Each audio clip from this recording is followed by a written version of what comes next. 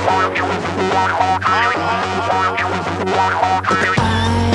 am the news for reasons I can never explain. I speak the truth. I put an end to all your pain.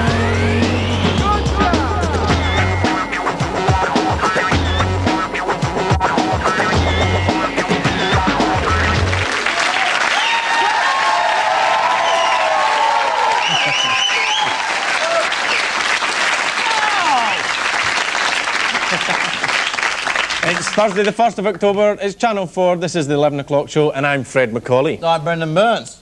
Hello, I'm TV's Ian Lee. Now, I don't know if you watched the gardening show Ground Force on BBC One tonight, but apparently the ratings went up by 3 million when the word got out that the presenter wasn't wearing a bra. 3 million viewers just because the presenter wasn't wearing a bra. Well, if it's got to be done, it's got to be done.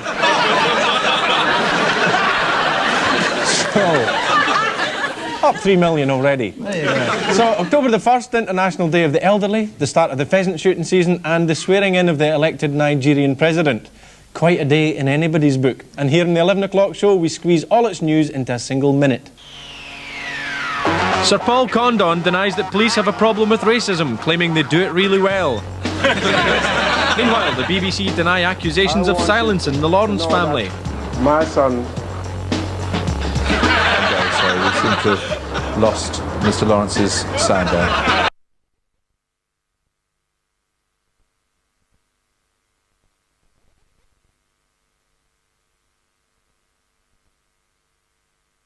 Sound there. As Tony Blair and his wife decide to renew their wedding vows, observers say Sherry Blair is not looking her best.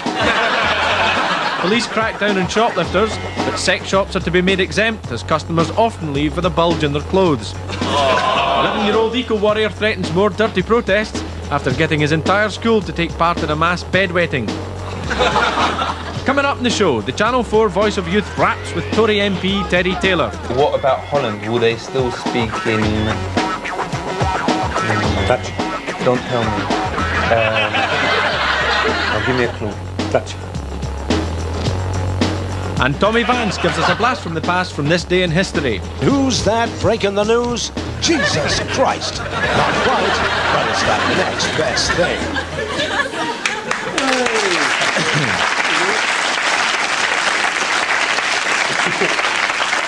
In America today, the clean-up operation after the havoc wrought by Hurricane George has begun in earnest. In Mississippi and Alabama, wind speeds reached up to 150 miles an hour, putting out many of the state's burning crosses. Despite the damage to property, human casualties in Alabama have been light. "We was lucky," said the governor.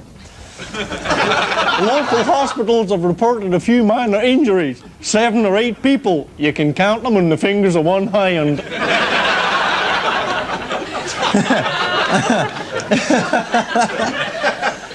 Thank you, Deputy Dog. As for George, it's been downgraded from hurricane to tropical storm. Although, as far as we're concerned, it lost much of its power when we found out that it was actually called George with an S. Not George, no, George. George we could buy. George is rock. George is a mate. George buys you a beer. George serves it to you with a lacy dolly underneath. Are you calling my hurricane a poof? Yes, it twists the other way, if you know what I mean. Hurricanes should be called things like Dave or Steve, but look at the names of this year's storms. Alex, Bonnie, Charlie, that's Charlie spelt E-Y, though you can bet if it was spelt I-E, they'd dot the I with a little smiley circle. Danielle, Errol, Francis, and now George. It reads more like a guest list at a wine tasting. How hard would it be to have names that really scare people into action? Hurricane, my girlfriend's just missed her period. Hurricane, was that lump there yesterday? Hurricane, that story where that woman had spider eggs laid in her cheek and they hatched and crawled all over her face and I was really frightened. Yesterday, the IRA made their first appearance at a party conference since the Brighton bombing. And Tony Blair met with Gerry Adams, who claimed that he could not order the IRA to give in their weapons. Here's me earlier on film on a street now. So if Gerry's unable to deliver IRA decommissioning, the so-called troubles in Northern Ireland are not as over as we first thought. I'm here to find out what rubbish the ordinary person on the street has got to say on the subject, and whether they know what to do if they came face to face with a bomb. There is talk to help the situation will be to have Catholics and Protestants competing in a TV-style sort of game show, like It's a Knockout, Gladiators, or Krypton Factor. Would that be a good idea? A good way to solve the problems? Maybe, yeah. What about 15 to 1? I don't know what 15 to 1 is. Sorry? I don't know what 15 to 1 is. It's a competition where there's 15 people standing behind, and William G. Stewart stands there and asks each one of them a question. In the first round, you can lose 1 life.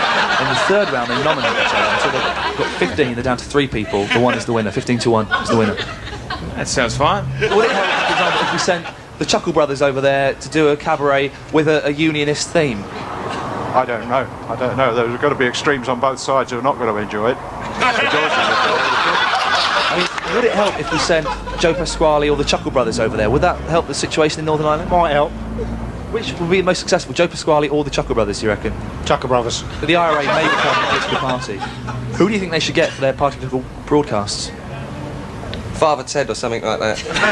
Father Ted would be good. Oh yeah, he's dead, isn't he? I forgot that. One of the new measures they may introduce is bomb disposal training for everyone in the country. If you trained me to defuse a bomb, wouldn't you be also training me to make one in the first place? No. What we've got here is actually a mock bomb.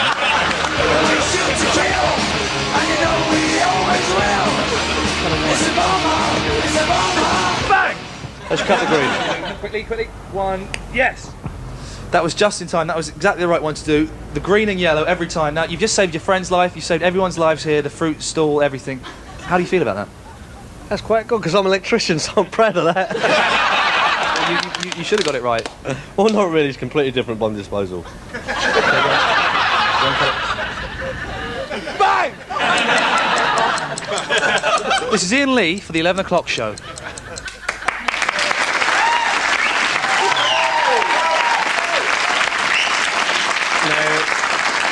Ian, I think we should let the people at home know about bomb disposal. Yeah, I said on the film that if you want to dispose a bomb, you cut the green and yellow wire. I haven't got a clue, I just made it up, I don't really know, sorry. And it's different from electricity? Yes. Good. In a bid to get a life back on track, Louise Woodward, the woman who brought new meaning to the phrase bouncing baby boy, today had her first lecture at the South Bank University, where she's studying for a degree in law. Louise is hoping eventually to become a lawyer and is looking forward to being just an ordinary, normal student. Apparently her first day has been rather difficult. When people asked, what did you do in your year off? She had to reply, I shook a baby to death. At first, Louise's fight to get a place in a law course didn't go too smoothly. These are the scenes in her hometown of Elton, where her fans heard the news that she hadn't got into her first choice, Loughborough. We have come to a decision, and on this occasion, we will not be offering Miss Woodward a place at Loughborough University.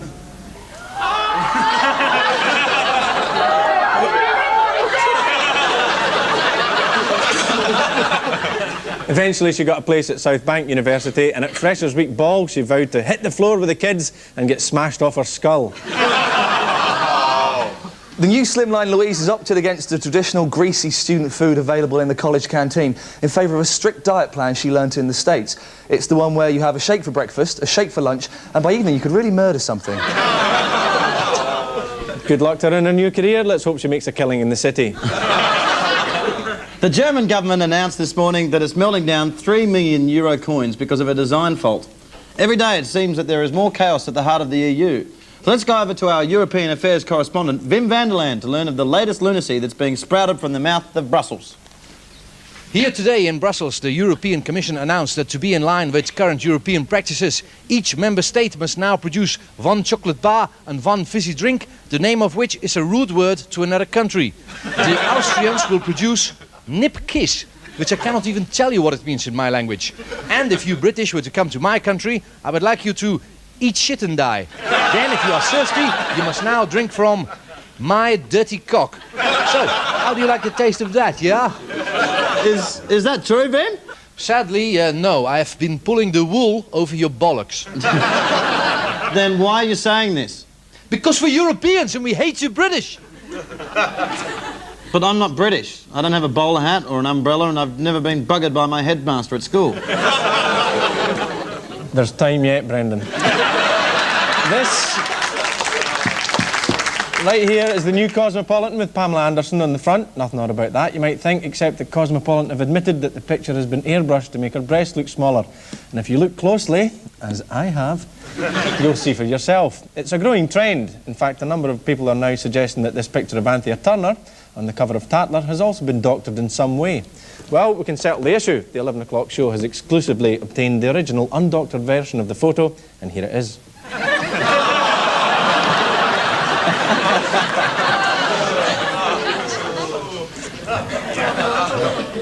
Well, we'll be back after the break when you can see this.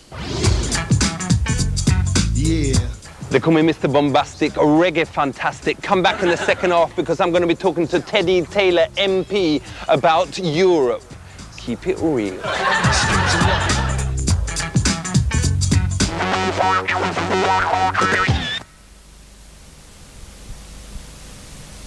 Hundreds of school children stolen by women wearing glasses and brown wax jacket.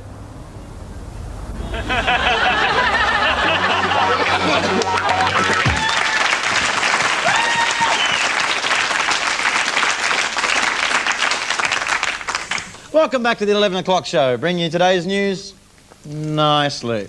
And thanks very much for coming back after the break. We're glad you weren't tempted by Phil Collins Live by request on ITV. After all, who wants to listen to a middle-aged bald git wittering on?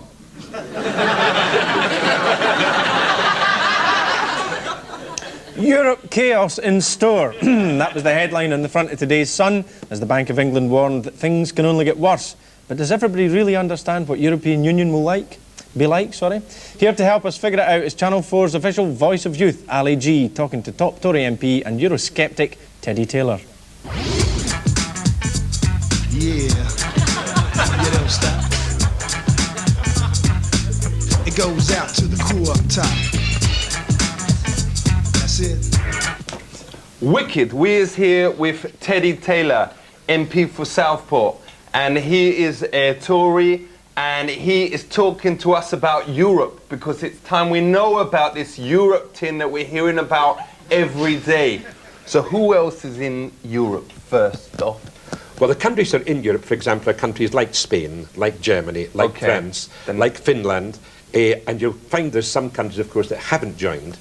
And the interesting thing is... Most of them is crap countries, though. Well, I don't know if they're crap countries. Some of them are very good countries. Is Jamaica in Europe? Jamaica's not there in the Commonwealth, and it's really sad. Is that not because... racialist, though, that they is not... Well, no, they say basically the only countries that can join are European countries. An awful lot of the decisions are made in what's called horse trading. You support me in this one, and I'll support you in this one. What do you mean, with horses? No, horse trading, just basically, look, Ali, I want to get this thing, I don't want a Europlug. So will you vote with me to stop the Europlug, and I'll vote with you on something else. And where do the horses come in? The horse might be saying, no Europlug, and in exchange they'll say, well, we want more money for this, or more money for that, or more power for this. So the horse... the horse is at a meeting? Where... So will it be all right to kill someone like you can do in Denmark? One of them countries, Denmark or Sweden. Well, Sweden, they don't think they've got lots of members there, but the only thing is... Yeah, that's the one. So what about the pornos? Would that be still be legal in Amsterdam? Well, it's going to be very difficult indeed, quite frankly, as the borders go down to try and accept a difference in policy. So will I still be able to buy stuff with, you know, dogs and women or whatever in Amsterdam? Is that going to be illegal now? Oh no, that's still, you'll still be able to do that. But the whole question is it going to have the same law for Europe? So we could start getting pornos of that quality coming if the European Council of Ministers decide that the same rules should apply throughout Europe. Aren't there any good things about it, though?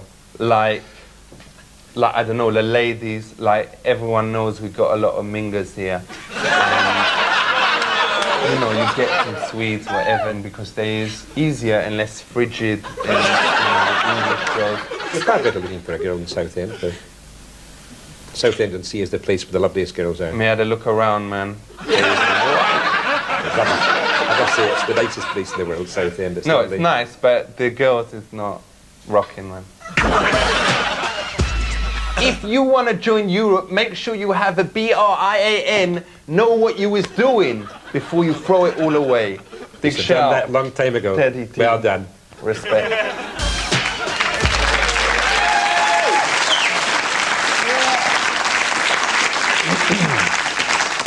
After months of anticipation, today finally saw the launch of Sky TV's digital television service. Now, viewers lucky or rich enough to have coughed up for a decoder unit will have the choice from a seemingly infinite number of new channels. But just what is digital TV? Well, digital radio has been on air for a month now, and listeners say the sound quality is quite amazing. For instance, here's John Humphreys on this morning's Today programme, and if you listen carefully, you can pick up the most incredible detail. Lord Hattersley was the deputy leader of the old Labour Party. Were things really that different then, Roy Hattersley? I think we're very different as far as lobbyists are concerned. I happen to believe that the Prime Minister is one of the most honest and one of the most sincere. I remember the real magic roundabout. It was wonderful. Dougal and Zebedee and Brian and all of those. Anyway, here's the weather. But will the material and screen match the quality it's broadcasting? The new service will feature channels such as UK Gold 2, which will broadcast leftovers from UK Gold 1. So good news there for fans of Triangle and Tucker's Luck. Do we need so many new channels? We've got our hands on a decoder and a program guide, so we can have a flick through and make our own minds up. 53, what's this, Brendan? This is the... This is the Civ channel. Round-the-clock coverage of sensational Civ action. See popular foodstuffs sieved and sorted by the country's leading sievers. Oh, cool, hang on. Try 76. That's the milk shopping channel. Things you get to drink. Now, of course, milk is handily available in several size containers, the most popular being these. Now, this is the full pint version because it's a large full pint, and this is the half pint version, so called because it's roughly half the content of what's in this. Now, John Gaynor from the Milk Marketing Board, these are very popular sizes with the consumer, aren't they? Very popular indeed, particularly the pint. I mean, the pint is the Rolls-Royce of carton sizes. Right. People like the pint, not so big and clumsy as something like that would be. They can get their hand around it. Now, you say the Rolls-Royce of cartons, but the Rolls-Royce of bottles has always been this shape. Now, this one is the gold top, so called because it has a gold top lid on the white body, and that always reminds me of the broadcaster Chris Evans, actually. Looks not unlike Bonnie Langford as well. That's true, yeah. But that's one of the great things about milk. It can resemble so many different celebrities. Yes. Brendan, this is a bit dull. Well, how about 96? That's the 3D writing network.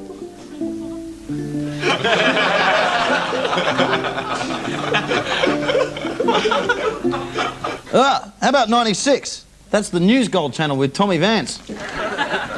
Hi, my name is Tommy Vance, and this is my News Gold. Gold! It's 10 years ago today, and the Olympic record books are smashed with hammers of truth. Drug-busted Ben Johnson is banned, but plucky Linford squirts only the purest urine into the tester pots. He's cleared and promoted, but only to second. Nice try, Linford, but next time, why not take some drugs? They make you go fast, like a wolf. And who's that breaking the news? Jesus Christ. Not quite, but it's the next best thing. It's 1978, and it's the Cold War. But no one's colder than Georgy Markov. Why? He's dead. Stabbed by cunning commies with a poison-tipped umbrella. Ouch. But do we care? Only because it's a cool way to die. Is it a bird? Is it a plane? Hey, it's a plane, of course. On this day in 1968, Boeing introduces the biggest jet yet since the dawn of time. They look great, but you wouldn't catch me in one. Do you know how much they weigh? No, nor do I. From crazy planes to just plain crazy. It's 1958, Anno Domini, and the kids have gone hoop-loopy. America is hooked on hula. They say it is safer than drugs, but try doing this at my age. I'd sooner have a spliff. And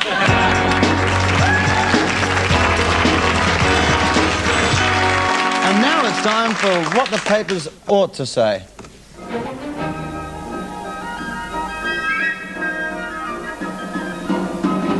It was announced today that Comic Relief are to give £46,000 to a group of Scousers to research the effects of negative stereotyping of Liverpudlians. George McCain is quoted as saying in the Telegraph, during the Beatles era, the city tended to be regarded as hip happening. And what he ought to have said was... The night the Beatles made any cash, they left and went to live in Sussex. More TV programmes are made about Scousers than any other region, and the reason is that they are what you see on screen. Interesting, delightful people. Scousers make cheap extras for TV comedies because you don't have to spend money on tasteless makeup and wardrobe. Liverpudlians complain they are routinely and unfairly portrayed in a bad light. When they're not taking drugs, they're stealing. And when they're not stealing, they're running around with gangsters. And don't forget doll fiddling. But to be fair, the group who's received the money say they do intend to spend the cash on positive propaganda and civic pride, both of which, incidentally, are running in tomorrow's 3:20 at Kempton.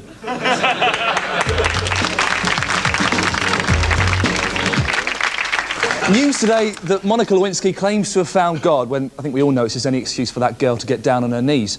But she sucked the president off, come on.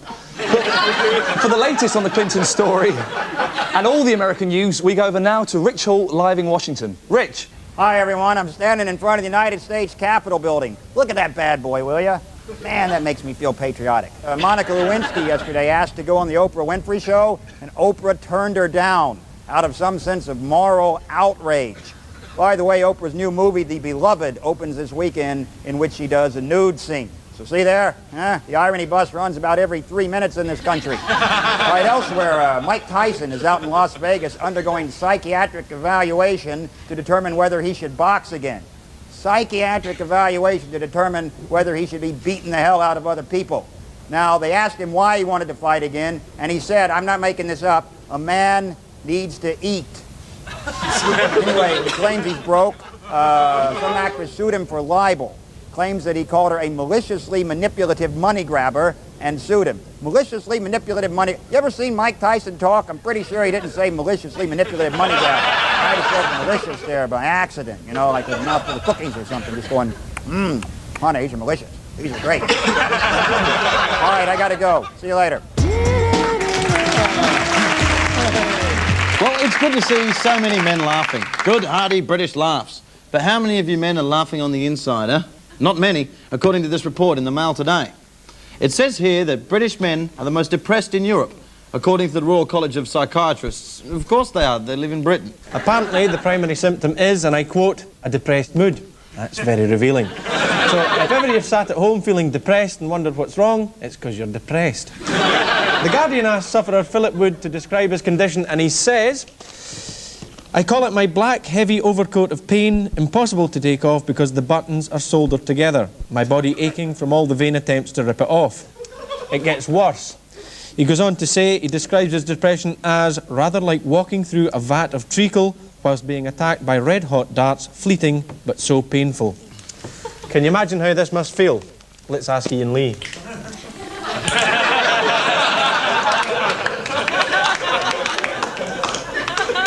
So how do you feel, Ian? I feel really bad.